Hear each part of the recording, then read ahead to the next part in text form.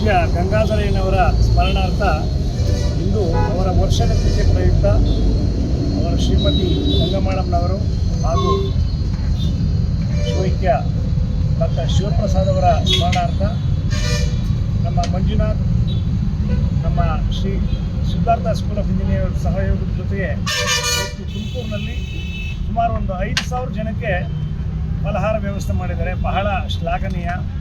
ಏಕೆಂದರೆ ನಾವು ವರ್ಷದ ತಿಥಿ ಮಾಡಿ ಎಲ್ಲೋ ಬೇರೆ ಕಡೆ ಮಾಡೋದ್ರ ಬದಲಾಗಿ ಮಂಜುನಾಥ್ ಅವರು ಸ್ವತಃ ಅವರೇ ಅವರ ಸ್ವಯಂ ಪ್ರೇರಣೆಯಿಂದ ಬಂದು ಈ ರೀತಿ ಒಂದು ಪುಣ್ಯದ ಕಾರ್ಯವನ್ನು ಮಾಡ್ತಾ ಇರೋದು ಬಹಳ ಸಂತೋಷ ಅಂತ ಹೇಳ್ತೀನಿ. ಗಂಗಾಧರಯ್ಯನವರು ಇವತ್ತು ಲಕ್ಷಾಂತರ ಜನಗಳಿಗೆ ಒಂದು ನೆಲೆ ಕೊಟ್ಟಿದ್ದಾರೆ. ಅದನ್ನು ಅವರನ್ನು ನಾವು ಇಂತಹ ದಿವಸ ಸ್ಮರಿಸೋದು ಬಹಳ ಮುಖ್ಯ. ನಾವು ನಮ್ಮ ಸಿದ್ಧಾರ್ಥ ಸಂಸ್ಥೆಯಿಂದ ಬಂದು ಈ ಒಂದು ಪುಣ್ಯದ ಕೆಲಸದಲ್ಲಿ ಪಾಲ್ಗೊಂಡಿರೋದು ನಮಗೂ ಸಹ ಬಹಳ ಸಂತೋಷ ಆಗ್ತಾ ಇದೆ. ಡಾಕ್ಟರ್ ಲಿಂಗೇಗೌಡ ಕುಲಪತಿಗಳು, ಸಾಹಿತ್ಯ ವಿಶ್ವವಿದ್ಯಾಲಯ. ಎಲ್ಲರಿಗೂ ನಮಸ್ಕಾರ. ಈ ದಿನ ಏನು ಪೂಜ್ಯ ಶಿಕ್ಷಣ ವಿಶ್ವನಾಥ ಗಂಗಾಧರಯ್ಯವರ ಸ್ಮರಣೆ ಮಾಡ್ತಕ್ಕಂಥ ಪುಣ್ಯ ಸ್ಮರಣೆ. ಈ ದಿನದಂದು ನನ್ನ ಸ್ನೇಹಿತ ಮಂಜು ಒಂದು 5,000 ಜನಕ್ಕೆ ಎಲ್ಲರಿಗೂ ಊಟದ ವ್ಯವಸ್ಥೆ ಮಾಡಿದ್ದಾನೆ. ಒಂದು 4-5 ಥರ ಊಟದ ವ್ಯವಸ್ಥೆ ಮಾಡಿದರೆ ತುಂಬ ಶ್ಲಾಘನೀಯ. ಯಾಕಂದರೆ ಎಲ್ಲರಿಗೂ ಆ ಮನಸ್ಸು ಬರೋದಿಲ್ಲ.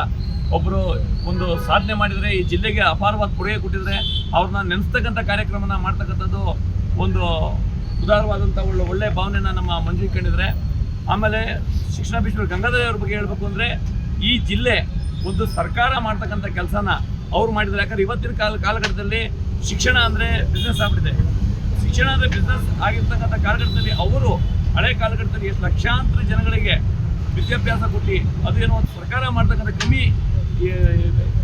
ಕಮ್ಮಿ ಫೀಸ್ಗಳಲ್ಲಿ ಒಂದು ಸರ್ಕಾರನ ಮಾಡ್ತಕ್ಕಂಥ ಕೆಲಸನ ಗಂಗಾಧರಯ್ಯವ್ರು ಮಾಡಿದರೆ, ಲಕ್ಷಾಂತರ ಜನ ಸಂಸ್ಥೆಯಿಂದ ಇವತ್ತು ಹೊರಗಡೆ ಬಂದು ಗೌರ್ಮೆಂಟ್ ಅಫಿಷಿಯಲ್ಸ್ಗಳಾಗಿದೆ, ಉದ್ಯೋಗ ಸೃಷ್ಟಿಸ್ಕೊಂಡಿದ್ದಾರೆ, ಅವ್ರ ಜೀವನ ರೂಪಿಸ್ಕೊಂಡಿದ್ದಾರೆ.